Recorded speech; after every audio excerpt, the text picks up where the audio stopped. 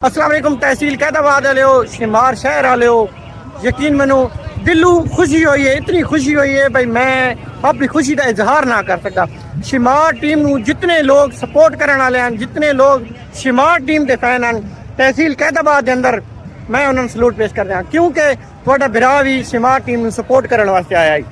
Hamdani team एक brand है, मैं पहले भी आख्या बहुत अच्छा मुकाबला होया। ये जो मुकाबला इतना बड़ा क्राउड, इतनी लोग, मैं आज तक तहसील कैदाबाद के अंदर किसी ग्राउंड के अंदर इतनी आवाम, इतना रश मैं नहीं वेख्या।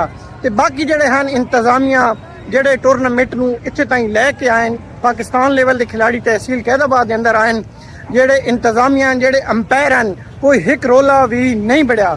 मैं उन्होंने अंपायर भी सलूट पेश करदा, तो खासकर जी इंतजामिया आई मैं उन्होंने भी सलूट पेश करदा क्योंकि इतनी अच्छी फ्रेशमेंट तहसील कैदाबाद के अंदर, इतना क्राउड, इतनी आवाम, सलूट बढ़दा उन्होंने वास्ते एक जुमला लाजमी कॉमेंट सेक्शन के अंदर लिखा है कि तहसील कैदाबाद वाले हो एक वारी बात जड़ा ना मेरे तरफों शिमार वाले हो दिल जित किदा ने मुबारक होवे। अस्सलाम वालेकुम। वीडियो देखो ते शेयर जरूर कर छड़ाए। अस्सलाम वालेकुम।